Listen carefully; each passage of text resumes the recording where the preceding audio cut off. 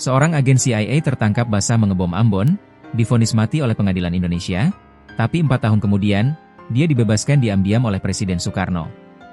Inilah kisah nyata penuh intrik, air mata, dan tukar guling politik rahasia antara Jakarta dan Washington. Mei 1958, Indonesia sedang bergolak. Di Sulawesi, kelompok separatis bernama Permesta melancarkan pemberontakan terhadap pemerintahan pusat. Dipimpin oleh Venje Sumual, mereka menuding Jakarta terlalu sentralistik dan mengabaikan daerah. Pemerintah menurunkan kekuatan militer gabungan dari darat, laut, dan udara. Tapi apa yang terjadi selanjutnya jauh lebih mengejutkan dari sekadar pemberontakan. Pada 18 Mei 1958, sebuah pesawat misterius menjatuhkan bom di Ambon, menghancurkan pasar, rumah, dan menewaskan 6 warga sipil serta 17 prajurit TNI. Namun, pesawat itu berhasil ditembak jatuh. Pilotnya selamat, dan saat ditangkap, terungkap identitasnya, Allen Lawrence Pope, warga negara Amerika Serikat. Bukan turis. Bukan tentara bayaran biasa. Tapi, agen CIA. Saat digeledah, di kantong Pope ditemukan buku catatan misi, dokumen penerbangan, dan kartu tentara AS.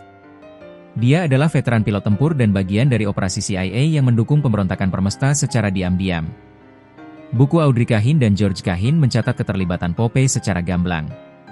Soekarno dalam autobiografinya berkata, "Aku 99,9% yakin Pope adalah agen CIA." Mereka berkeliaran di negara-negara berkembang, merusak dari dalam. Pope terbang dari pangkalan militer AS di Filipina. CIA memang sudah muak dengan kebijakan Soekarno yang dianggap terlalu dekat dengan blok komunis. Namun kini, rahasia itu terbongkar.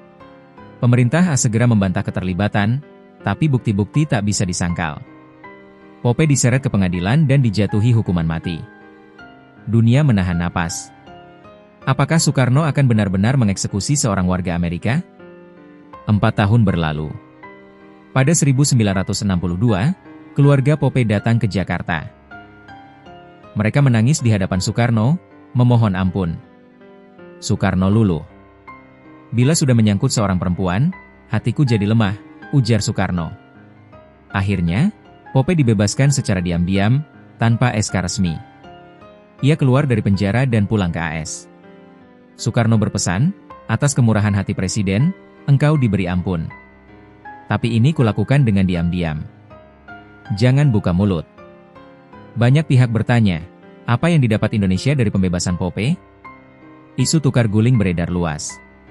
Mulai dari dukungan diplomatik AS dalam isu Papua Barat, hingga bantuan pembangunan dan senjata.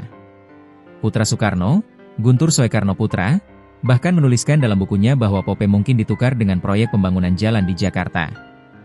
Saat ditanya, Soekarno hanya tertawa, "Mudah-mudahan Amerika kirim Pope yang lain. Kalau dia tertangkap, aku minta ditukar dengan Ava Gardner atau Yvonne de Carlo." Sindiran tajam, tapi penuh makna. Kisah Pope bukan sekadar soal pengampunan, tapi juga soal permainan kekuasaan di panggung global. CIA aktif mendukung gerakan separatis di berbagai negara untuk menggulingkan rezim yang dianggap tidak bersahabat. Indonesia jadi salah satu target karena Soekarno terlalu dekat dengan Uni Soviet dan Cina. Penangkapan Pope adalah tamparan diplomatik terbesar bagi Amerika saat itu. Dan pembebasannya menjadi alat tawar-menawar yang sangat berharga. Setelah dibebaskan, Pope menghilang dari dunia publik. Ia tinggal di sebuah desa kecil, menolak diwawancarai, dan menjaga rahasia hingga mati. Menurut Soekarno, dia patuh. Dia bersembunyi di sebuah desa kecil di Amerika sampai pemberontakan yang dibantunya dilupakan oleh semua orang, kecuali kami.